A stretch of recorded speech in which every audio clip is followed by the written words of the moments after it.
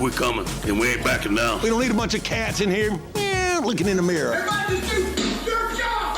You understand that? Hey, will you shut up? I'm bitterly disappointed with the officiating today. Guys being dudes. And they run through our like through a tin horn, man.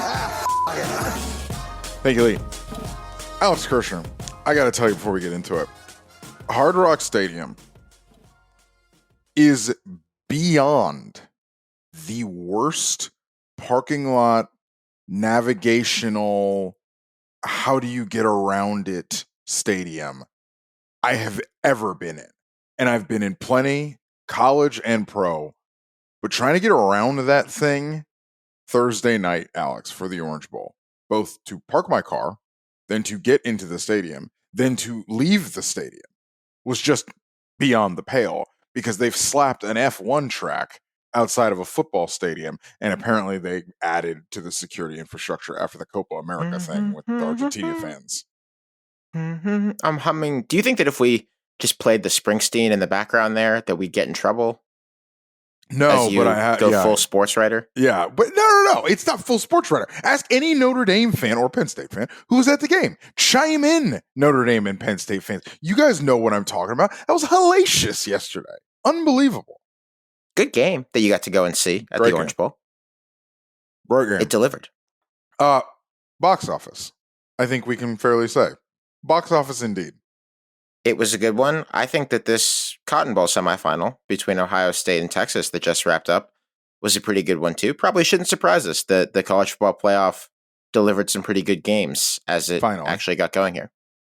Yeah, finally. And so we have our national championship game. We will have Ohio State and Notre Dame for it all in Atlanta a week from Monday night. It's going to be pretty sweet. I'm excited for that game. We'll preview that in earnest when we get there. But first and foremost, let's talk about how both those teams ended up getting there. Ohio State 28, Texas 14. The Jack Sawyer strip, sack, fumble, and touchdown, the grand slam as Warren Sapp would refer to it. Jack Sawyer gets it, the hometown boy, born near Columbus, and puts Ohio State over the top. And let me tell you, did they need that defensive performance? Because I full credit to Texas in this game. They had a plan in this game to hold Ohio State down. You know, you'll see Will Howard threw for almost 300 yards, and you'll say, "What the hell are you talking about?" No, Texas held this Ohio State defense, this Ohio State offense down. They had an umbrella coverage strategy. They said we're not going to get beat deep, and they kept a lid mostly on this Ohio State offense. Yeah, I thought that Texas was pretty impressive. You're not going to see a lot of games where Texas has had a talent deficit, but you definitely saw one here, and there's a first or a second or a third time for everything, I guess. Let's talk about the Jack Sawyer of it all. This is going to go down as one of the most memorable defensive plays in a very long time in school sport. history. I mean, in college football history. It's huge. Sure. I was kind of going Ohio State. You know, depending on how you view the pass interference or not pass interference at the end of the Miami National Championship game, or how you view the spot play against Michigan a few years ago. But it's certainly on the short list. Michigan fans listening to this, I'm sorry, but I think you created this monster to some extent. This has been obvious to us for weeks. We talked about it after Tennessee. Jack Sawyer, you just said it, Richard. Jack Sawyer is an Ohio kid. He never beat Michigan. He reacted to the flag planting thing like Michigan had just killed his dog. There's plenty of video of it. It was a level of devastation that is honestly, if it weren't an Ohio State linebacker, would be kind of sad to see out of an athlete. And I think that it... No, it's not sad. You want your athletes to... Hold on. Yes, you do. You want your players to care. In today's transfer portal mercenary era, yeah, I want it is nice when my players care for the badge, so to speak. It's extremely nice that they care, especially if you're Jim Knowles, your Ohio State's defensive coordinator. He has been a bat out of hell in the 3 playoff games that they have played, all over the field against Tennessee, against Oregon, and here against Texas, really from the first drive of the game for Texas's offense. And he comes through here with an iconic play. But Richard, there were other championship moments here for Ohio State. Caleb Downs had one like the play before, by the way, to get this in. Because remember, this is, I guess we can call it a 4-down stop because they got the stop on the first down and the penalties for Ohio State were insane. For Ohio State to win this game when they absolutely did not have their best stuff, I think, frankly, is real heart of a champion stuff. And part of it was because they were shooting themselves in the foot all over the place with all these penalties. And they take, I believe, 2 or 3 on this drive alone. And they get down the goal line. And they have, I think it was defensive holding they call on the goal line. And so it was half the distance. They moved it from the 2 to the 1. And then Texas runs 2 plays. And then the pitch was the one that Caleb Down comes screaming in, disrupts things. And then another defensive back kind of cleans it up. And then Texas is on like the 8, I guess. And the Sawyer play happens. That was 4th and goal, was it not? That was on 4th down. Yeah, and they had also on 3rd down, they had gotten in Quinn Ewers' grill and forced an incompletion. There were a lot of moments, Richard, and this was on both sides of the ball, where Ohio State won this game marginally. Like, they did the things that they have not been able to do to date in the Day era. And you could kind of see them when it was happening. I mean, you mentioned it's the whole defensive stand there. It wasn't just the Sawyer strip sack. This game's 14-14 with 10 minutes left or so. And Ohio State has a 3rd and 9. And they throw a crosser to G. Scott, the tight end. Pretty far short of the sticks. Jeremiah Smith, they kind of had a lid on him. Ibuka was in and out in this game in terms of effectiveness. And it looks like this tight end is going to get tackled, like 3rd and 6, or to make it like 4th and 6, 4th and 7. But he makes 2 guys miss. He maneuvers along the sideline. They make it a 4th and 2. You don't think much of it, but that gets them into go zone for 4th down.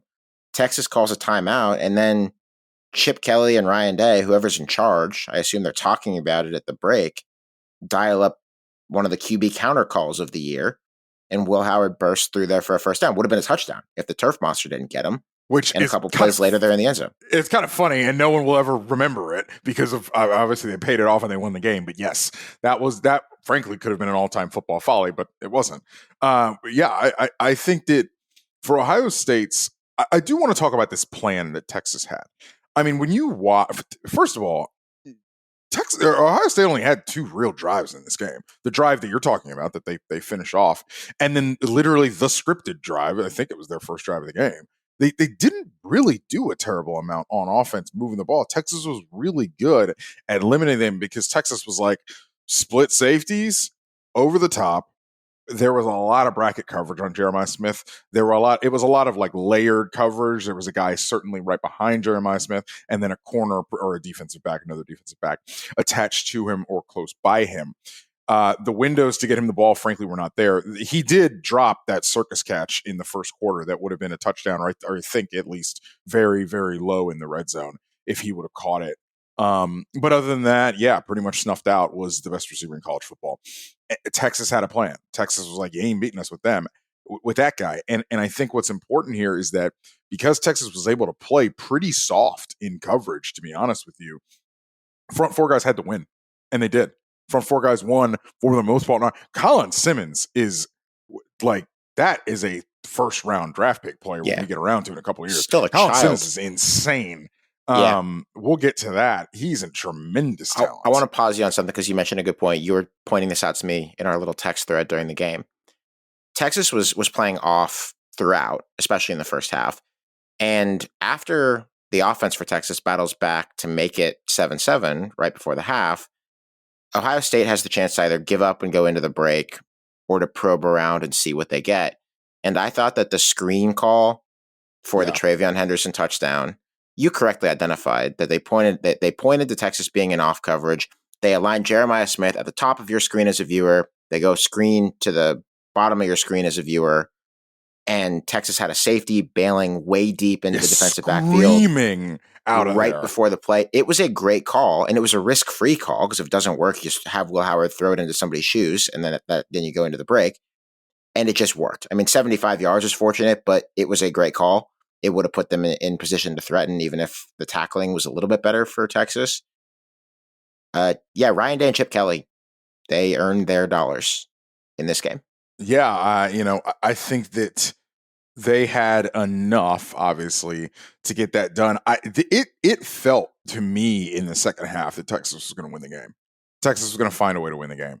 I thought Sark had enough on offense. You got another good game, more or less, out of Quinn Ewers.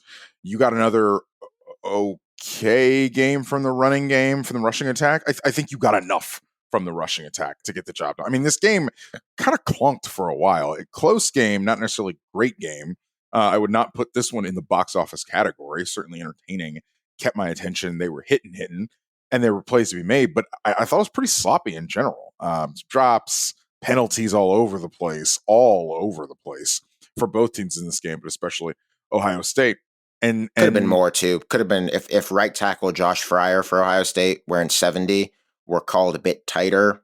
Could have been a few more on Ohio State, multiple more. Also, there were Texas left tackle got away with 1 or 2 as well. I think holding is just being not the most vibes based, not the most like robustly officiated vibes based officiating on holding all over the place. Yes, I want to talk to some ref friends of ours and see if they agree with that judgment. But it does feel like you're seeing a lot of edge rushers get hugged in the playoff, and that's just allowed now, I guess, as long as you're calling it consistently. One thing I will say, Ohio State better shore up the covering the running back out of the backfield, because Notre Dame will press that button in the national championship. That was the thing that you saw as Texas grew into the game. That was something that Sark was like, all right, well, we can dial that one up. And they score on it twice, and they went to it, I think, another time as well in the game to get to it. They knew they had a matchup advantage there. Let's do the season obit for Texas quickly. I'm sure we'll talk more kind of when we review everyone's season, but I think from Texas's perspective, if they are going to keep developing defensive linemen like this going forward, the way they have the past few years, and you pair that with Sark being Sark, and you know they're going to score, no reason why they're not going to be back in this tournament time and time again. I think their downside, like their floor, becomes something like what Clemson was year in and year out before Clemson kind of broke a bit bad. So the national championship game is their floor. No, I want to be clear what I mean about that. They're not going to necessarily win 2 national championships at a minimum. I don't mean it like that. But they are going to be one of the handful of best teams in the country every year if you're developing defensive linemen like that. You know, like when you got a Christian Wilkins or a Dexter Lawrence or 7 or 8 other guys coming through your program, and you just keep churning, and that's the way you play defensive line, you're going to be fine. Like, even if Arch next year isn't all that you think he's going to be, which I'm not saying he won't be, even if you have injuries elsewhere, I mean, they had so many injuries on their offense this year. If you develop defensive line play like they have, you're just going to be better than 130 teams. It's just going to be what it is. Well, we're going to have to see if they can. That whole too deep defensive tackle room is getting gutted. They're all leaving. Yeah. Jade Barron is leaving. Andrew Makuba is leaving. So this may be a Texas more an offensive juggernaut Texas that we see next year. They are going to have the best returning edge rusher duo probably in the country. Yeah, and they got a freshman Simmons coming and in. Sorrell. Yeah, and they got a freshman coming in too that I think they think can go as well. And Anthony Hill Jr. is an incredible player. He's coming back. So yeah, not the whole team is not leaving. Banks is going to go to the draft. And the center is going to go to the draft. So yeah, there will be new parts, but you know, the most important new part will be the quarterback, quite frankly, and they'll certainly supernova on offense when Sark gets Arch as QB1. I do end the year with a bit of confusion. I think Sark's rep on this at this point is pretty unimpeachable, so I'm not saying it's wrong, but it still is weird to me, man, that apparently Ewers is better than Arch now, like at this moment. It's weird to me.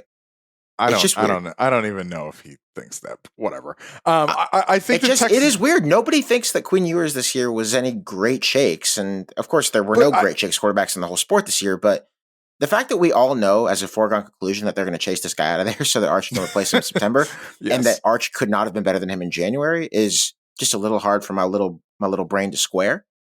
But I don't know everything. I will say I do think Quinn Ewers deserves credit for how he played in the playoff. Quinn Ewers is not the reason they lost this game. He was not the reason that he obviously put them in a position to win the game against Arizona State. I have negged Quinn Ewers all year. You guys know that, but I actually think more or less he was certainly not a detriment to winning and not a detriment to how they got this far this season. And, you know, Texas's season ends on the doorstep of the national championship game. And I think that's pretty much it, right? You know, right. You're not going to win most years. You're in fact not even going to go to the title game most years. They have been the 4th or 3rd place team 2 years in a row. And I think they are where they are supposed to be, except obviously marginally. You try to convert that play at the buzzer against Washington last year. You try to not have the strip sack situation here. And, you have 2 basic coin flip games and you lose them both. It hurts, but it doesn't necessarily indict anything that you're doing. This, Richard, was, of course, the Nokian Tires Road Trip of the Week. We are on the hurry up. We hurry up everything, including our shouts to our dear partners. Congrats to Joseph for winning this month's Nokian Tires drawing. Nokian just loves giving away tires to SCD listeners. We are pretty much done here with the season, but not with the tire giveaways. Go to Nokian Tires, that's tires with a Y.com/SCD.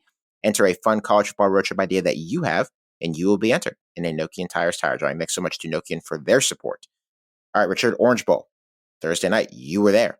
I was. It looked fun. It was great, honestly. It was great. Place was packed to the gills, pretty evenly split as far as the 2 sides, and it was rocking. And we got a game that was proper box office. Penn State goes into halftime 10-3, and you're like kind of surprised it's not worse than that. I thought it felt way worse than 10-3. I actually said So to a much couple guys in the worse. box, I was like, damn, man. I mean, when Penn State went up 10-0, they were running the ball for 5 yards a clip, man. And then you started to think, man, this is when no Morrison, no Mills, Cross, at least a little banged up, like all this thing, it finally caught up with them. And obviously at that point in time, you don't know if Riley Leonard's going to come back. Funny enough, Steve Angeli comes in the game, goes 6 of 7, finishes off that drive, and is the only scoring drive that Notre Dame had in the first half. And then Notre Dame proceeds to rip off 17 straight points when Leonard comes back, and you really then have a game on your hands. It also felt so over to me at halftime. It reminded me of the Michigan-Penn State game a year ago, where Michigan remember, they weren't up by much, but you just knew that Penn State was not going to win that game, no matter how many possessions they were down by. It felt that way. Obviously, it wasn't that way. That was a seductive but incorrect read. The Penn State offense in this game kind of, sort of, I don't want to say they let Notre Dame back into it, because it was not the crippling interception that everyone's going to remember. Was by the time the game had become a coin we'll flip. Get to that in a second. Do you think they left some things on the board, mainly the Nick Singleton drop that would have been 4 more points for Penn State? Do you think they should have gone for it there? Because I did. I was surprised he didn't. I was surprised he went for it when they were in the red zone, but they weren't at like the 2. I was surprised they went for it there, converted it, and scored. Eventually scored, but then didn't go for it on the first one. Generally, in college football, I think if you're inside the 5-yard line, I would go for it. Generally, not always, but yeah, I think I would have gone for it. I mean, if it were a team that I cared about personally, kicking it, I would have been agitated. Because if you get stopped, then you have great field position, and you have a leg up on getting 3 on your way back. Right, and you think your defense. And you're going to drive 98 yards on Penn State's defense? Probably not. Speaking of Penn State's defense, I cannot say enough about Abdul Carter in this game. Abdul Carter was clearly only able to use one arm. It was incredible. Yep. You watch the way he tackled guys. He sort of protected his left side, more absorbed ball carriers, brought him to the ground, but he still played well enough. Obviously, I that was real deal stuff from Abdul Carter, wearing whatever brace contraption he had. I mean, he had a whole full sleeve on that arm, so you couldn't really see what he had. But Star Wars, by the way, Richard. Star Wars. Yes. The clip that he put on Twitter. It was Star Wars. Star Wars. He has the Darth Vader eye black on, etc. Obviously, that's on the other side. And then Jeremiah Love on the other side. Jeremiah Love, I guess, told ESPN he made a vow not to hurdle anybody, and then he hurdles a 6'1" linebacker. And then the touchdown drive that Love had, that is the most impressive 2-yard touchdown drive or run. The most impressive 2-yard touchdown run I've ever seen. I mean, that is just unbelievable what he did on that play. Grown man running. Nick Singleton had a grown man running moment in this game too. There was some good old style running back looking plays here, which is befitting, when you got Jerome Bettis's team playing on one side of the game. And I mean, pick your Penn State running back who you would put into that equation. I guess Saquon Barkley might win MVP. So are you taking the dunks on the no Penn State wide receiver catch thing that everybody's taking the dunks on?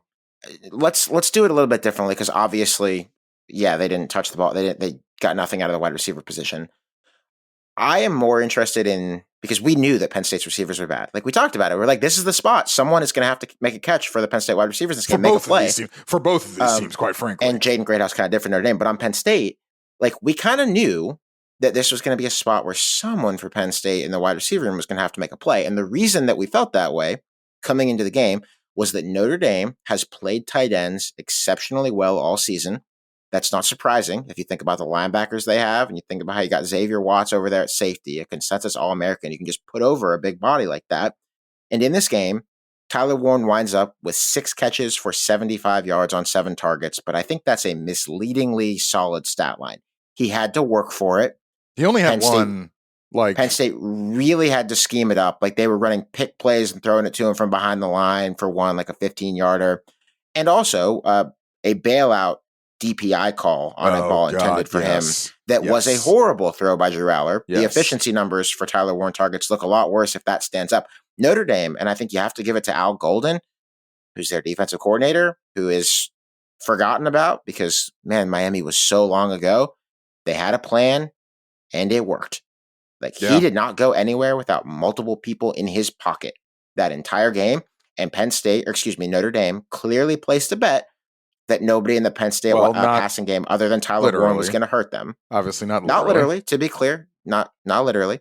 They placed a psychological, a spiritual wager on the idea that nobody else in the Penn State passing game was going to hurt them. And God, man, like we know the Penn State wide receivers suck, but I did not have 0 catches on the bingo card. It was crazy. It couldn't have worked out better. The Notre Dame plan. I mean, 0 is the lowest number. I mean, everybody's talked about it. We don't spend 10 minutes on it. Aller, Jesus Christ, man. Like, wow. You just can't. I don't mind, frankly, that Penn State was trying to. The object of the exercise is to win the game. Go try to win the game. They could have tried to kick a long field goal. That is what they were trying to do in that spot. I thought that was fine. I thought throwing the ball in that spot was fine. But you just have to get rid of it. You just cannot be late over the middle with the literal national championship game on the line. I'm not breaking analysis here that you're not hearing anywhere else. You just can't do it. No, pretty simple. I thought it was bad idea to even throw the ball. And then when he did throw it, it was outside and it couldn't be. Al Golden said that's the first time they ran that coverage all season.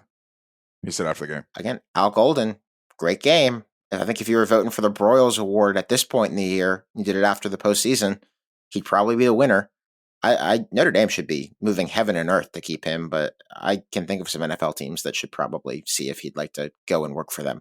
Masterclass defensively, and to a large extent, I think beyond my understanding of scheme, but just the way that Penn State had a thing, and that thing was taken away from them, and then the liability on Penn State's offense was made to be its worst self. I mean, it's the perfect defensive coordinator job. Like it's what you try to do when you face your opponent is to identify their weaknesses and make them lean on them. And man, Notre Dame did it in this spot. What else in this game? Yeah, go ahead. One thing about Notre Dame, the injury situation that Notre Dame has on its offensive line is insane. Started in the preseason. Yeah, but so did you know Jagasaw was still on the roster going into this game? Okay, wait. I actually need you to clear this up for me. When I saw him in there at guard, I was like, wait, he must have a little brother. Yes. That's the same guy? Yes. That is Charles Jagasaw, who it was announced had a season-ending torn pectoral. Right. I literally thought it was until you're telling me this now, I thought it was his little brother. I didn't have volume when I was watching this game. No, yeah, I actually didn't really realize it either until after I was talking to. So Jake Knapp, who is the left tackle, he goes down, and the right guard, excuse me, his name escapes me. The right guard also goes down in this game, and he goes down on the same play, I believe, that Riley Leonard went down, or at least the same series. So they lose all these players sort of going into halftime, and then they bring Charles Jagasaw, who is probably, was slated to step in and be the Joe Alt replacement at left tackle. Yeah. They bring him apparently in at right guard. And so I noticed him at guard and I was like, that's not the same guy. Like, surely. Jagasaw finishes the game at guard. It was outstanding. For Notre Dame to be able to do that, it's just, And I was talking to Billy Schreff at after the game about all this, and he himself got hurt. I think he got hurt against like Purdue or something and missed like 5 or 6 games. He's the left guard. So they have been banged up front all season, and they really have done the next man up. I mean, it's frankly, it is Lions-esque, where just they're still here and they're still winning, despite the fact that it is a mash unit on both sides of the ball, for better or for worse. The other Notre Dame thing for me, they got the really good wide receiver performance. Like we talked about how both of these teams have been among the many, to be fair, who just don't seem to have it at that position. Jaden Greathouse made at least 2 really above average plays in this game for them. He wound up, I think, 7 for $105, and some of those 105s were important yards that he got with really nice plays. It makes a difference on the margins. Both of these games, but this one in particular, just were so unbelievably marginal. I mean, pick your Penn State thing. Like, what's the Penn State moment that you think is most devastating to look back on? Is it the drop by Singleton? Besides the pick? Is it the pick? It's the pick. I mean, it's obviously, but you have to do besides the pick. It's the pick. And by the way, credit to Mitch Jeter, because Notre Dame's special teams have had a howler all season. Yeah, or at least the kicking. He game. has. Yeah, the kicking game has this. Excuse me, the special teams have been quite good. The kicking game has not been very good. We have not mentioned the quarterback of Notre Dame in this segment. Maybe we have. No, we have not. Leonard is his name. Yes. What did you make of him? Did what he had to do. I mean, frankly, if you'd have told me you're getting 200 passing yards out of Riley Leonard, I'd have been like, huh, that's interesting. But he ran the ball well, as he does. Effectively, I should say, and he gives that rushing attack sort of a 3-headed monster nature that makes them really, really hard to deal with. Because and they go 3 running backs deep in this game. Aeneas Williams is on the field at times as well. He got a couple carries. Jadarian Price is a fine backup, but if you've got Jeremiah Love, you play him. And I guess he's going to give all effort, because he's got a big old brace on that knee. And what he was able to do, especially in the second half when he really started to get going, that's when those 2 big plays happened, was incredible. I mean, look, there's no secret what Notre Dame's offense is, right? Notre Dame is a complementary football team. Notre Dame uses all 3 phases. All right, time out. Game. Making you show your work here, because I'm on record as saying that roughly 70% of the time the term complementary football is bullshit. It means nothing. Tell me what you mean by it. You're a Steelers fan. How do you think complementary football? I said 70% of the time. Okay. All right. But I want you to walk out what you're telling me that Notre Dame's beat you in the head with your running game.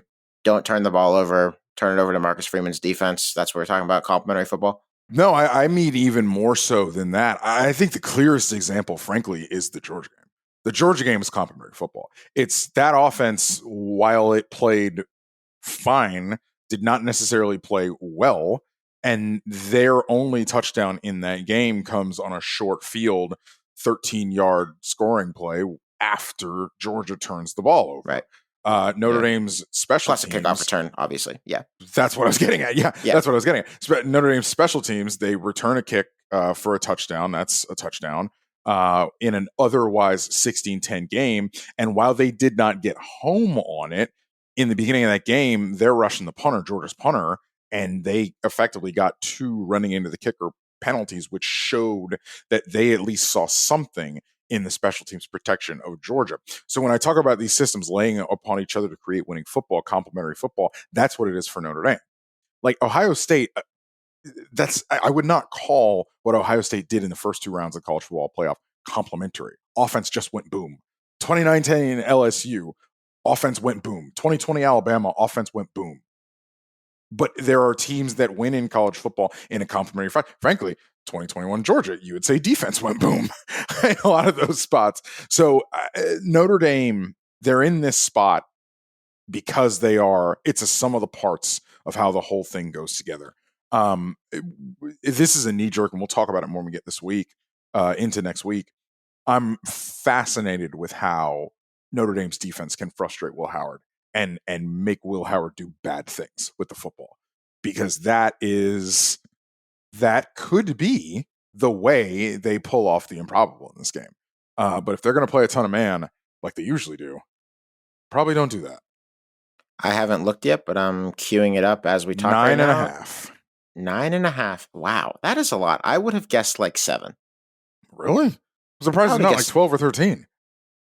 I would have guessed 7. Interesting. I don't know the Notre Dame. It's complimentary football. I don't know Notre Dame scoring in that game. But anyway, the two of us will see Notre Dame in Atlanta. We will also see Ohio State in Atlanta. We hope to see you all in Atlanta if you have tickets to the Split Zone Duo live show. If you don't have tickets to the Split Zone Duo live show, I don't know what to tell you. You had your chance.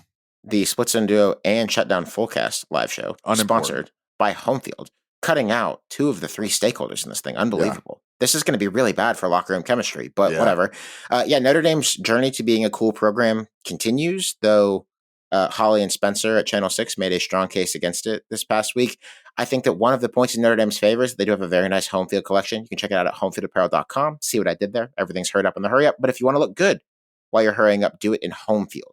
The promo code is SZD20 for 20% off your first order.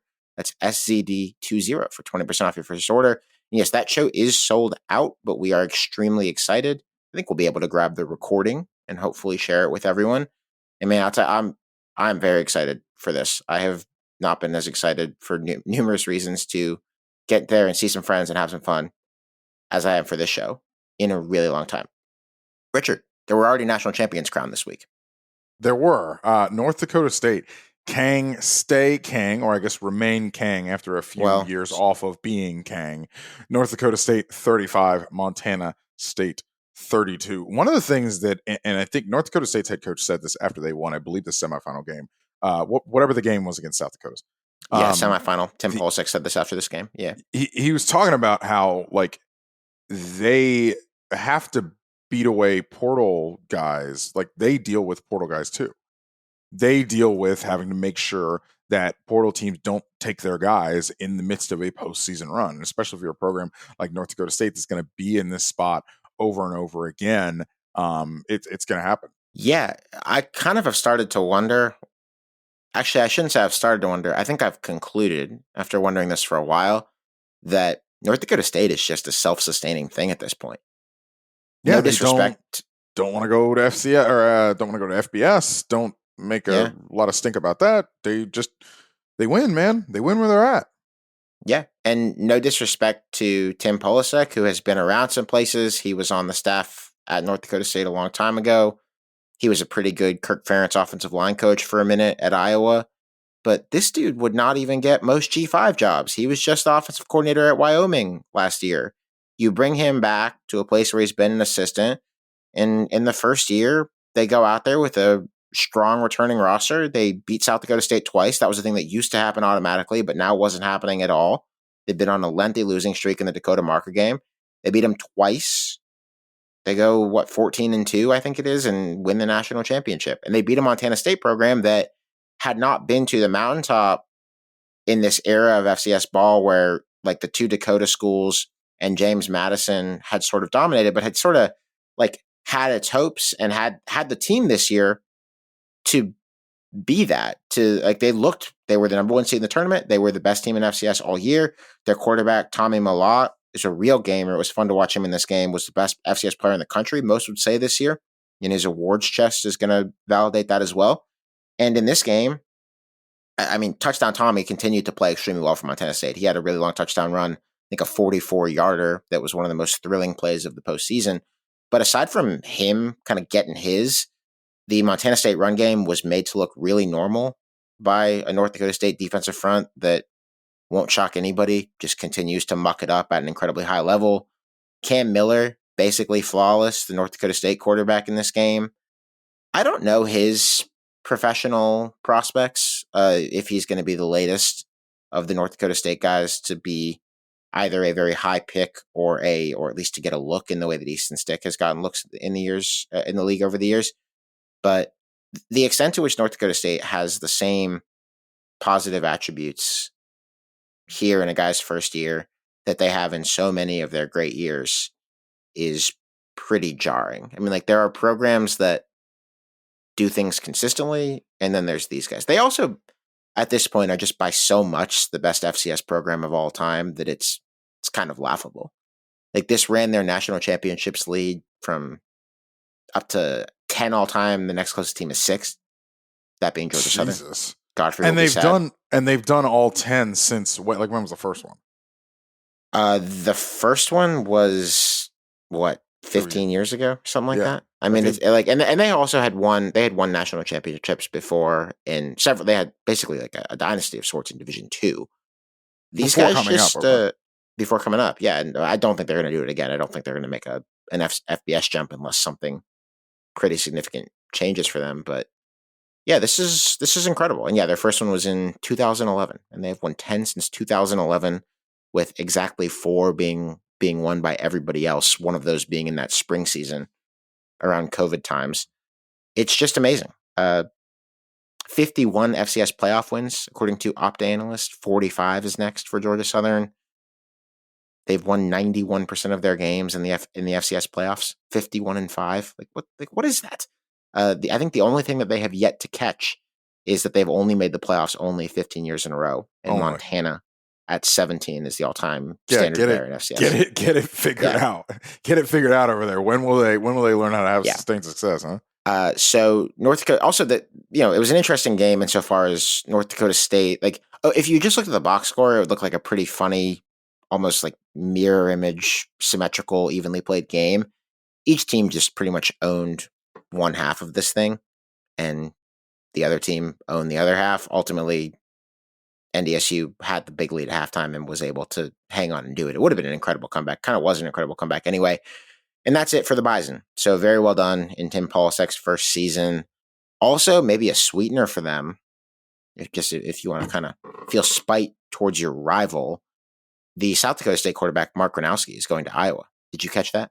I did. How do we feel about, if you think about it, the South really has no foothold right now in football at any level in the college game. It's true. I mean, it's a bunch of Midwestern really Christians, getting the job done. Even some Catholics, Well, and then whatever Ohio State fans are. There's a lot of Catholicism here. Some Catholicism versus Protestant. We're going to talk about this with Godfrey. We'll do the religious study of Ohio, but there's a lot of little slices of American culture kind of going up against each other when Ohio State and Notre Dame play. Lou Holtz will surely be very animated about this game. That horrible guy's presence honestly might make me root for Ohio State in this game personally. It's you do interesting things when it's an Ohio State Notre Dame game for the national championship. We have, Richard, each gone 10-0 as we've picked the college football playoff so far. We have. Do we want to? And to be clear, that's 9 favorites, but we also got the one underdog winner, being Notre Dame in the Sugar Bowl. Do we want to tell everyone what's going to happen in the national championship, or make them wait until we're back with Godfrey on Wednesday? It's called a tease in the business. That's all I'll say.